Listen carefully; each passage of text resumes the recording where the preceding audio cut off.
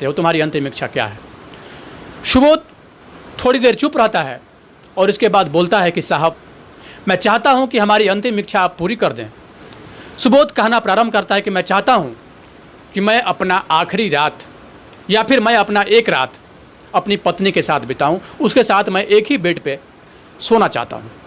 और इस बात को सुन के कहीं न कहीं आश्चर्य में पड़ जाते हैं, कहीं न कहीं सोच में पड़ जाते हैं जेलर साहब, और वो सोचते हैं कि मैं अपने 20 साल के सर्विस पीरियड में ऐसा पहली बार देख रहा हूं जो कैदी 2 दिन बाद उसको फांसी के फंदे पे झूलना है और कहीं न कहीं वो दुनिया से सदा के लिए अलविदा होकर चला जाएगा। और उसके मन में ये ख्याल आता है कि वो पत्नी के साथ एक रात बिताना चाहता है, वो पत्नी के साथ एक रात सोना चाहता है। लेकिन अंतिम इच्छा तो अंतिम इच्छा है, अंतिम इच्छा पूरी करने के लिए जेलर साहब तैयार हो जाते हैं और वो उसके पत्नी को ये खबर भिजवाते हैं कि तुम्हारा पति चाहता है कि तुम उसकी अंतिम इच्छा पूरी कर दो। जी हाँ, जब इस पूरी दुखद कहानी को मैं आपको बताऊंगा तो कहीं न कहीं आपकी अंतरात्मा काँप उठेगी, आपकी रूह भी काँप उठेगी। और ये कहानी उत्तर प्रदेश के अलीगढ़ की है, जहाँ पे 2 दोस्त होते हैं, एक का नाम सुबोध होता है और दूसरे का नाम प्रमोद होता है। सुबोध और प्रमोद एक साथ खाते हैं, एक साथ पीते हैं, धीरे धीरे एक साथ बड़े भी होते हैं और एक निश्चित समय के बाद दोनों दोस्त कहीं न कहीं एक कंपनी में जॉब के उद्देश्य से ज्वाइन कर जाते हैं। और इसी बीच उसी कंपनी में एक लड़की होती है जिसका नाम होता है वंदना, और वो सुबोध से कहीं न कहीं प्यार कर बैठती है, सुबोध को अपना दिल दे बैठती है और दोनों का एक साथ मिलना जुलना, घूमना फिरना साथ साथ होना हो जाता है। सुबोध जब अपना टिफ़िन लेके जाता है तो उसके टिफ़िन से कहीं न कहीं वंदना भी खा लेती है और जब वंदना लेके आती है तो उससे सुबोध भी निकाल के खा लेता है। मतलब ये कहें कि दोनों की ये दोस्ती इस हद तक आगे बढ़ चुकी थी जो कहीं न कहीं अब औरों को भी नज़र आने लगा था। सुबोध का जो दोस्त होता है प्रमोद कहता है कि दोस्त, मैं चाहता हूँ कि हमारी भी दोस्ती उस लड़की वंदना से हो जाए। तो कहते हैं ना कि कोई भी अपने गर्लफ्रेंड को किसी से शेयर नहीं करना चाहता है, सब कुछ शेयर कर दूंगा लेकिन गर्लफ्रेंड शेयर नहीं करूंगा, ऐसा लोगों का मानना होता है। क्योंकि गर्लफ्रेंड वो हमारी है तो हम आपको या फिर हम तुम्हारी उससे बात क्यों करवाएं। कहीं ना कहीं वो साफ साफ मना कर देता है और कहता है कि हम उस लड़की से तुम्हारी दोस्ती नहीं करवा सकते हैं। इस बात से कहीं ना कहीं प्रमोद नाराज़ हो जाता है और उसी समय से सुबोध के प्रति उसके मन में जलन की भावना उत्पन्न हो जाती है। एक दिन मौका पाकर प्रमोद उस लड़की के मना करने के बाद भी उसके साथ जबरन करता है, उसके साथ हर वो काम करता है जो आमतौर पे लड़की नहीं चाहती है। उस हद तक वो गुजर जाता है और इसके बाद उसकी बड़े ही निर्मम तरीके से गला दबाकर न सिर्फ हत्या करता है बल्कि हत्या करने के बाद सुबोध के बेड पे जाके सुला भी देता है। बाद वो वहाँ से फरार हो जाता है और इसके बाद खुद इस बात की सूचना पुलिस को फ़ोन करके देता है कि एक लड़की ऐसे ऐसे यहाँ पे पड़ी हुई है, उसका डेड बॉडी पड़ा हुआ है। पुलिस मौके वारदात पे पहुँचती है और चूँकि उसी समय सुबोध उस रूम पे पहुँचा हुआ होता है और सुबोध की गिरफ्तारी वहाँ पे हो जाती है। सुबोध ये सोचने पे मजबूर हो जाता है कि आखिर ऐसा हुआ कैसे, आखिर जो कृत्य हुआ है इस कृत्य को किया किसने।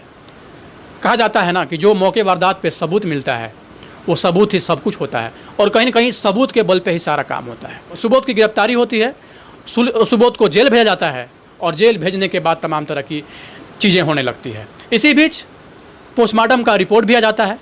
लड़की के पोस्टमार्टम का जब रिपोर्ट आता है उस रिपोर्ट में साफ साफ इस बात की पुष्टि होती है कि कहीं ना कहीं इस लड़के के साथ पहले दुष्कर्म किया गया है और दुष्कर्म करने के बाद बड़े ही निर्मम तरीके से इसके गले दबाकर हत्या की गई है। जैसे ही इस बात की पुष्टि होती है कि लड़की के साथ ऐसा कृत्य किया गया है, सब इस बात को लेके इस लड़के को फांसी हो इसका डिमांड करने लगते हैं। जगह जगह कैंडल मार्च प्रारंभ हो जाता है। जितने भी राजनीतिक संगठन है, सामाजिक संगठन है, सब इस बात के लिए अपनी आवाज़ उठाते हैं कि जल्द से जल्द इस लड़के को फांसी के फंदे पर पहुंचाया जाए। और होता भी वही है। समय आने पे कहीं न कहीं साक्ष्य और सबूत के बेस पे सुबोध को फांसी की सज़ा जज साहब सुना देते हैं। आज एक बार फिर से एक निर्दोष को दोषी बनाया जाता है, वो भी दोष इतना कि कहीं न कहीं फांसी के फंदे तक ही उसको पहुंचा दिया जाता है। परसों होके उसकी फांसी होनी होती है। जेलर साहब उसके पास पहुंचते हैं और बोलते हैं, अब सुबोध परसों तुम्हारी फांसी होनी है और फांसी होने से पूर्व कानून और संविधान भी ये कहता है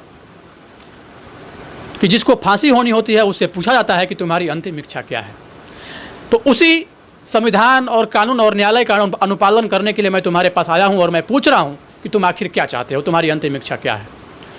सुबोध थोड़ी देर चुप रहता है और इसके बाद बोलता है कि साहब, मैं चाहता हूं कि हमारी अंतिम इच्छा आप पूरी कर दें। सबकी अंतिम इच्छा पूरी होती तो तुम्हारी भी अंतिम इच्छा पूरी होगी। सुबोध कहना प्रारंभ करता है कि मैं चाहता हूं कि मैं अपना आखिरी रात या फिर मैं अपना एक रात अपनी पत्नी के साथ बिताऊं, उसके साथ मैं एक ही बेड पे सोना चाहता हूं। चूँकि बात अंतिम इच्छा की थी और इस बात को सुन के कहीं ना कहीं आश्चर्य में पड़ जाते हैं, कहीं ना कहीं सोच में पड़ जाते हैं जेलर साहब, और वो सोचते हैं कि मैं अपने 20 साल के सर्विस पीरियड में ऐसा पहली बार देख रहा हूँ जो कैदी 2 दिन बाद उसको फांसी के फंदे पे झूलना है और कहीं ना कहीं वो दुनिया से सदा के लिए अलविदा होकर चला जाएगा और उसके मन में ये ख्याल आता है कि वो पत्नी के साथ एक रात बिताना चाहता है, वो पत्नी के साथ एक रात सोना चाहता है।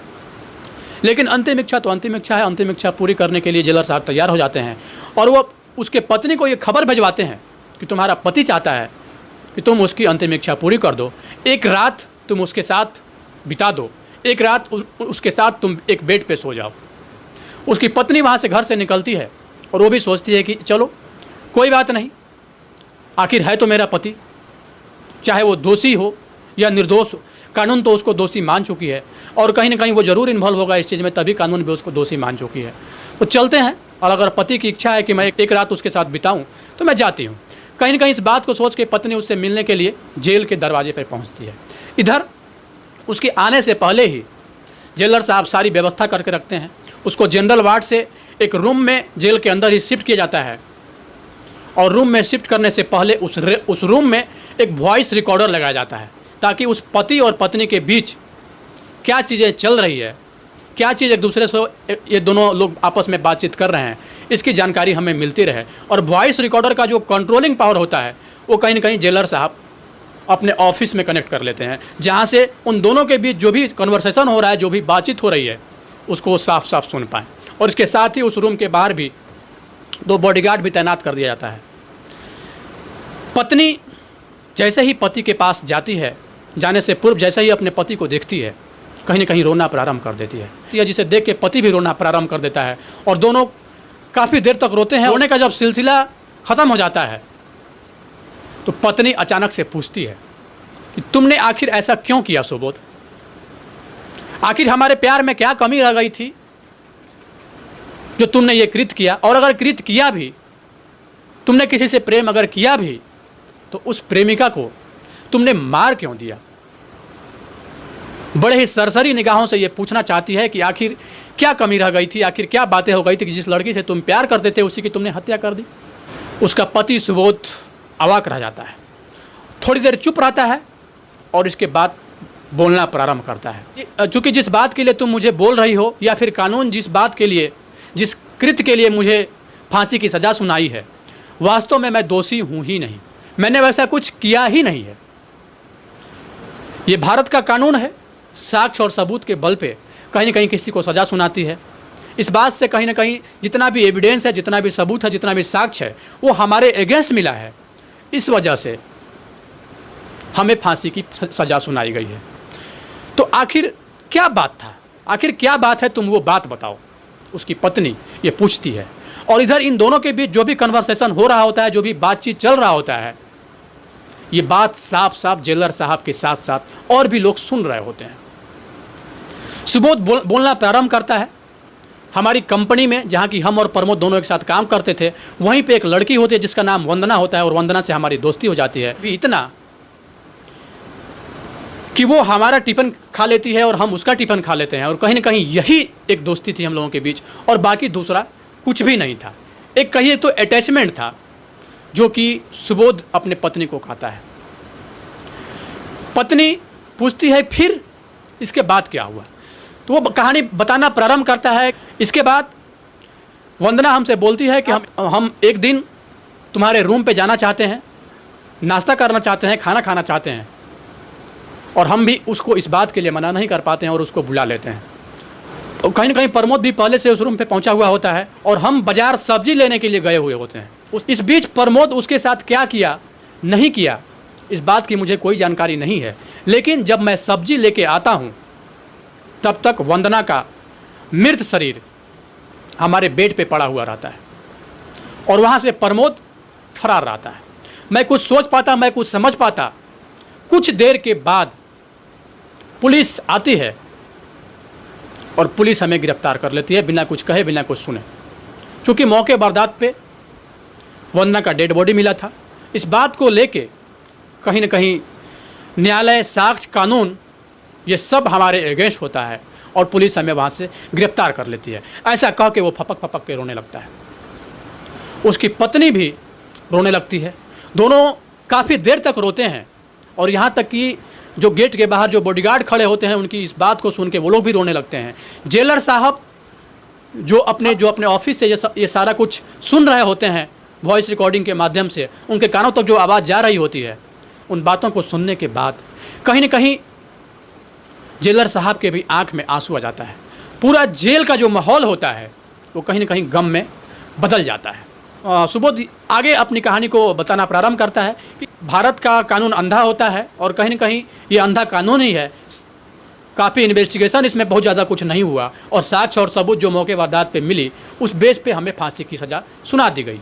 तो कोई बात नहीं, अगर हम चाहेंगे तो हमारा और तुम्हारा मिलन फिर होगा। तुम जाओ, तुम्हारे 2 बेटे हैं, बच्चों को अच्छे से देखना और कहीं ना कहीं इस बात का जिक्र अपने बच्चे से मत करना कि हमारे साथ क्या हुआ था। नहीं तो आने वाले समय में कहीं ना कहीं कानून, शासन और प्रशासन पर से उन 2 मासूम बच्चों का भी भरोसा ख़त्म हो जाएगा। और ये बोल के सुबोध फिर से रोने लगता है। उसकी पत्नी जैसे ही थोड़ा सा आगे बढ़ती है, पूरा जेल का माहौल गमगीन हो गया था। सब लोग रो रहे होते हैं, बॉडीगार्ड के साथ साथ जेल के जितने भी स्टाफ हैं, कर्मी हैं, सब लोग रो रहे होते हैं इस घटना को देख के। जाते समय पत्नी पति को देखता है और पति अपने पत्नी को, मतलब सुबोध अपने पत्नी को देखता है और उनकी पत्नी सुबोध को देखना प्रारंभ करती है। दोनों एक दूसरे को मुड़ मुड़ के देखते हैं और जब अपने पति को रोता हुआ देखती है तो वो फिर से उसकी पत्नी वहाँ पे पहुँच जाती है और न सिर्फ पहुँचती है बल्कि उसके पैरों पे गिर पड़ती है और कहती है, पतिदेव, आज मेरा और आपका ये आखिरी मिलन है। मैं चाहती हूँ कि 1 से 2 मिनट मैं और आपके पास रह जाऊँ। जेलर इस बात की अनुमति देते हैं। 1-2 मिनट और बिताती है वो उसके साथ। इसके बाद फिर से वो जाना प्रारंभ करती है और बोलती है, आज आपका और मेरा ये आखिरी मिलन है और मैं अब जा रही हूँ। पत्नी अपने घर चली जाती है। लेकिन इस बीच जितने भी लोग होते हैं, इस बात की चर्चा कहीं ना कहीं कानों कान प्रारंभ हो जाती है कि आखिर एक निर्दोष को फिर से आज फांसी के फंदे पे भारत की कानून, भारत का संविधान पहुंचाने जा रहा है। इस बात की चर्चा पूरे जेल में फैल जाती है। इस बीच जेलर जब उस पूरे वॉइस रिकॉर्डिंग को दोबारा सुनता है तो उसके मन में अचानक ये ख्याल आता है कि आज फिर एक निर्दोष को फंसाया जा रहा है। कहीं ना कहीं कानून और संविधान कहीं ना कहीं फिर आके आज एक निर्दोष को फंसा देगी।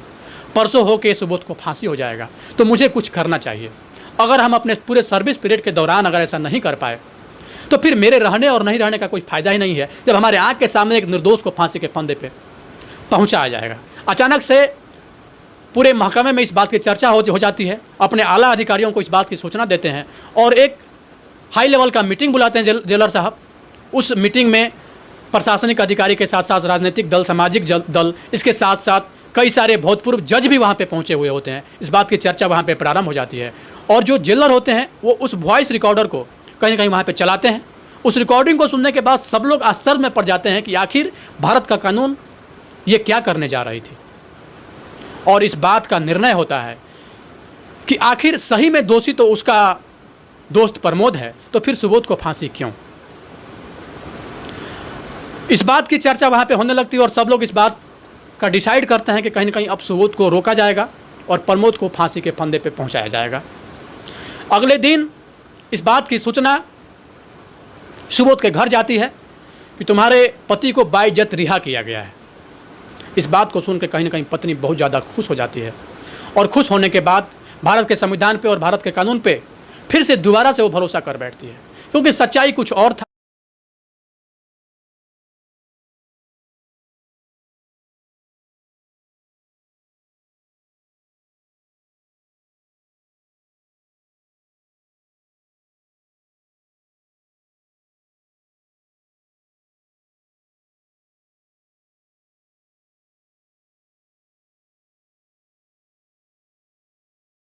इधर जैसे ही कोर्ट का आदेश होता है कि प्रमोद को जल्द से जल्द पकड़ा जाए, पुलिस अपना काम प्रारंभ करती है और जाके और प्रमोद को पकड़ लेती है। प्रमोद को न्यायालय में प्रस्तुत किया जाता है और न्यायालय से प्रमोद को फांसी की सज़ा सुना दी जाती है।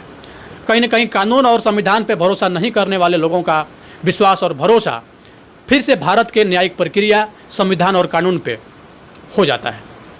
अगले ही पल प्रमोद को फांसी के फंदे पे पहुंचाया जाता है और प्रमोद को फांसी हो जाती है और बाई जज सुबोध को रिहा किया जाता है। यही कहा गया है कि कर भला तो हो भला, अगर आप भला करेंगे तो आपके साथ भला ही होगा, अगर आप बुरा